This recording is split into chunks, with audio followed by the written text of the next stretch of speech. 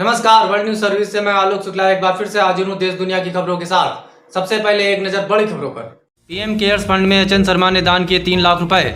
WNS Delhi से बड़ी जानकारी मिली है कि वैश्विक महामारी कोरोना वायरस से पीड़ितों के इलाज के लिए प्रधानमंत्री नरेंद्र मोदी द्वारा बनाए गए पीएम केयर्स फंड में माननीय HN Sharma political advisor to former PM Chandrashekhar ji ने 3 लाख रुपए दान किए। वहीं बलिया जिले में जनता के बीच 10,000 गमछे भी बांटे गए। साथ ही एचएन शर्मा ने देश के लोगों से अपील की है कि कोरोना से बचने के लिए प्रधानमंत्री मोदी के संदेशों का पालन करें, घर में रहें, सुरक्षित रहें व सोशल डिस्टेंसिंग का सतर्कता के साथ पालन करें। नीति उपाध्यक्ष सदस्य PMEC के चेयरमैन 1 साल तक 30% कम वेतन लेंगे। WNS bureau chief Shri DS Mishra ji ने बड़ी जानकारी देते हुए बताया है कि नीति आयोग के उपाध्यक्ष राजीव कुमार और उनके सदस्यों ने कोरोना वायरस महामारी को देखते हुए 1 साल तक वेतन में 30% कम लेने का फैसला किया है। एक आधिकारिक बयान में कहा गया है कि यह राशि प्रधानमंत्री नागरिक सहायता एवं आपात स्थिति में पीएम केयर्स फंड में दी जाएगी। पीएम मोदी के संदेश का पालन ही करेगा कोरोना से बचाव। WNS दिल्ली से मिली बड़ी जानकारी के अनुसार प्रधानमंत्री कार्यालय के प्रभारी शिव सरल पाठक ने एक खास बातचीत में प्रतिष्ठित समाचार एक्सप्रेस के संपादक JS पांडे को बताया है कि माननीय प्रधानमंत्री नरेंद्र मोदी जी के संदेश का पालन करके ही वैश्विक महामारी कोरोना वायरस जैसी बीमारी से छुटकारा पाया जा सकता है। शिव सरल पाठक जी ने खास बातचीत में यह भी बताया कि लोग घर में रहें, सुरक्षित रहें, चेहरे पर मास्क जरूर यूज करें, सोशल डिस्टेंसिंग का भी पालन करें और समय समय पर हैंड वॉश करते रहें। साथ ही इस महामारी में दूरी बनाए रखना अति आवश्यक है, क्योंकि ऐसा करने से ही कोरोना वायरस हारेगा और भारत जीतेगा। RBI की दवा से अर्थव्यवस्था का इलाज संभव नहीं। कोरोना वायरस के बढ़ते प्रभाव के बीच रिजर्व बैंक ऑफ इंडिया के गवर्नर शक्तिकांत दास ने शुक्रवार को प्रेस कॉन्फ्रेंस किया। वीडियो कॉन्फ्रेंसिंग द्वारा मीडिया को संबोधित करते हुए उन्होंने कोरोना संकट की वजह से अर्थव्यवस्था पर होने वाले असर की बड़ी जानकारी दी है।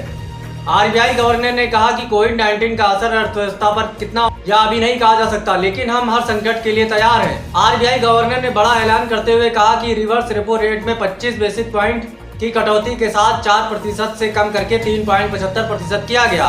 रेपो रेट में कोई बदलाव नहीं। नाबार्ड को 25,000 करोड़, सिडबी को 15,000 करोड़ और NHB को 10,000 करोड़ रुपए की मदद की घोषणा की है।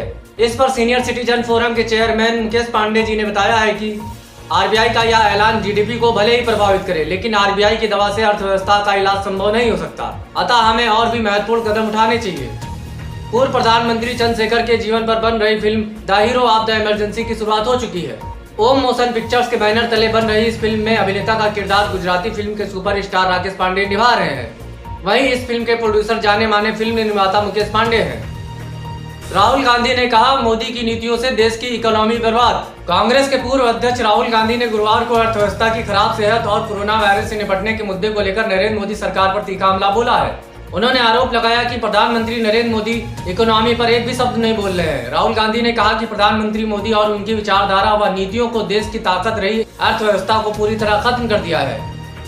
कोरोना लॉकडाउन की मार से 13.6 करोड़ नौकरियों पर लगा ताला। कोरोना की मार से अर्थव्यवस्था के साथ आम लोगों की मुश्किलें और बढ़ सकती हैं। एक रिपोर्ट के मुताबिक कोरोना की वजह से कारोबार बंद होने से देश में 13.6 करोड़ लोगों के बेरोजगार होने का खतरा पैदा हो गया है। इसकी सबसे अधिक मार पर्यटन और होटल उद्योग के साथ मैन्युफैक्चरिंग क्षेत्र पर पड़ने की आशंका है। योगी ने कोर टीम की बैठक में अधिकारियों से कहा, हर जरूरतमंद को मिले राशन। उत्तर प्रदेश के मुख्यमंत्री योगी आदित्यनाथ ने शुक्रवार को लोक भवन में कोर ग्रुप के अधिकारियों के साथ बैठक की। उन्होंने कहा कि संकट के इस समय में हर व्यक्ति तक खाद्यान्न पहुंचाया जाए, चाहे उसके पास राशन कार्ड हो या न हो। मिलावट मिलावट आज के जमाने में चारों तरफ मिलावट, यहाँ तक कि खाने की हर एक चीज में मिलावट। सही स्वाद तो हम भूल ही चुके हैं। बात सिर्फ स्वाद की नहीं, स्वास्थ्य और शुद्धता की है। तब तो ऑप्शन सिर्फ एक ही है, प्योर एग्रो, क्योंकि गुणवत्ता ही उत्पादन की पहचान है। 100% सर्टिफाइड ऑर्गेनिक खाद्य पदार्थ एवं मसाले। लॉकडाउन की उड़ी धज्जियां, पूर्व CM के बेटे की शादी में उमड़ी भीड़। WNS बेंगलुरु से मिली जानकारी के अनुसार कर्नाटक के बेंगलुरु में लॉकडाउन व शारीरिक दूरी के नियमों को ताक पर रखते हुए शुक्रवार को पूर्व मुख्यमंत्री HD कुमार स्वामी के बेटे निखिल कुमार स्वामी व कांग्रेस के पूर्व आवासीय मंत्री M कृष्णप्पा की पोती रेवती का विवाह धूमधाम से संपन्न हुआ। इस समारोह के आयोजन में जिस तरह लॉकडाउन व शारीरिक दूरी के नियमों की धज्जियां उड़ाई गई, उससे प्रशासन की व्यवस्था पर कई सवाल भी खड़े हुए हैं। स्वास्थ्य मंत्रालय ने कहा, भारत में 80% कोरोना मरीज हो रहे हैं ठीक। भारत लगातार कोरोना के खिलाफ एक लंबी लड़ाई लड़ रहा है।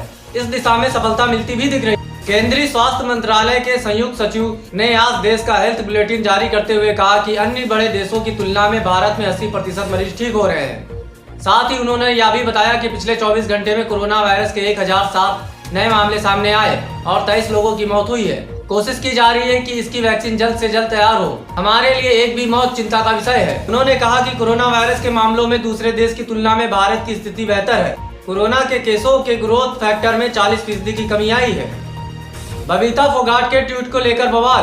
भारतीय पहलवान बबीता फोगाट ने ट्विटर पर एक पोस्ट लिखा है जिसमें उन्होंने कहा है कि भारत की कोरोना वायरस दूसरी समस्या है, पहली समस्या अभी भी जमाती है। इस ट्वीट के बाद सोशल मीडिया पर बवाल मच गया। बबीता फोगाट सुबह से ट्विटर पर ट्रेंड कर रही है। इनके नाम से हैशटैग चलाए जा रहे हैं। एक ग्रुप बबीता को सपोर्ट कर रहा है और दूसरा बबीता के सोशल मीडिया अकाउंट को सस्पेंड करने की मांग कर रहा है। कोरोना पीड़ितों के अंतिम संस्कार को लेकर फतवा जारी। दारुल उलूम फिरंगी महली द्वारा एक जारी फतवे में कहा गया है कि कोरोना वायरस से मरने वालों को पूरे धार्मिक रीति रिवाजों के साथ सम्मान से सुपुर्दे खाक करना चाहिए और उनके शरीर को अछूत नहीं माना जाना चाहिए। आज के समाचारों में बस इतना ही। हम कल फिर हाजिर होंगे कुछ नई खबरों के साथ। तब तक के लिए नमस्कार।